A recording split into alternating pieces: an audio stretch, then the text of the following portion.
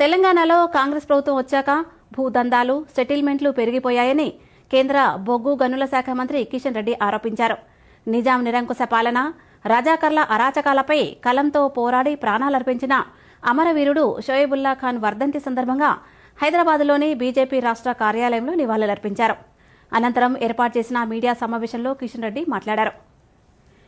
తెలంగాణ ప్రాంత స్వాతంత్ర్య చైతన్యాన్ని గుర్తు చేస్తూ సెప్టెంబర్ 17న సికింద్రాబాద్ పరేడ్ గ్రౌండ్స్లో కేంద్ర ప్రభుత్వం ఆధ్వర్యంలో హైదరాబాద్ విమోచన దినోత్సవం అధికారికంగా నిర్వహిస్తామని కిషన్ రెడ్డి ప్రకటించారు. మహారాష్ట్ర, కర్ణాటక రాష్ట్రాలు ఎప్పటి నుంచో అధికారికంగా నిర్వహిస్తుంటే తెలంగాణలో మాత్రం ఓటు బ్యాంకు రాజకీయాల కోసమే ప్రస్తుత ప్రభుత్వాలు విమోచన దినోత్సవాన్ని పక్కన పెట్టాయని ఆరోపించారు.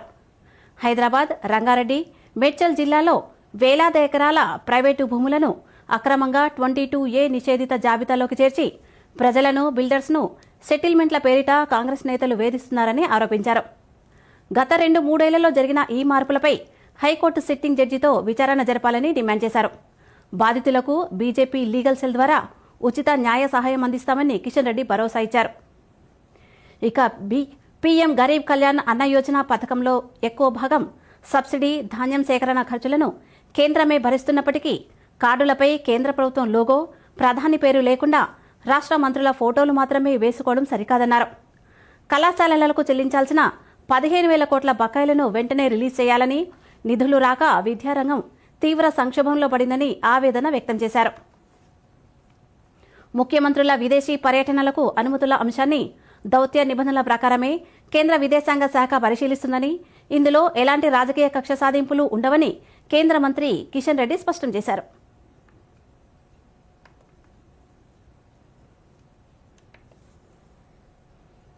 నన్ను కూడా పోనివ్వలేదు, ముఖ్యమంత్రులు కూడా లేదు, బీజేపీ ముఖ్యమంత్రులు కూడా ఎవరు ఒక్కొక్కసారి పరిస్థితులను బట్టి ఎవరు కలుస్తున్నారు అంతా చూస్తారు. అది అవసరమా? ఇప్పుడు ఉన్నటువంటి అంతర్జాతీయ మన పరిణామాల నేపథ్యంలో ఎవరు కలవాలా, ఎవరు కలగకూడదు, ఏ స్థాయి వాళ్ళు, ముఖ్యమంత్రి స్థాయి చాలా పెద్దది, ఆయన చిన్న స్థాయిలో కలుస్తున్నాడా, ఇవన్నీ ఉంటాయి, లెక్కలు ఉంటాయి. కొన్ని ఎక్స్టర్నల్ అఫైర్స్ లో ఇవన్నీ కూడా కాంగ్రెస్ పార్టీ అభ్యర్థులు అనేక సంవత్సరాలుగా కొనసాగుతున్నటువంటి నియమ నిబంధనల పరిధిలోనే ఈరోజు ముఖ్యమంత్రి గారికి అమెరికాకు వీళ్ళని కలవడం కోసం వెళ్లకుండా బాగుంటుంది, వాళ్ళ తమ్ముని కుదుకోవడమో ఇంకోరుకోవడం పోవచ్చు, దాన్ని ఎవరు కాదన్నారు. ఎవరైతే మీరు కలవాలనుకుంటున్నారో, ఎవరైతే దానికి ముఖ్యమంత్రి స్థాయి వ్యక్తి కాదనేది నాకు నేను ఎవరిని అడగలే. ఈ పత్రికలు వచ్చిన వార్తలు చెప్తున్నాను, అది వాస్తవం కూడా.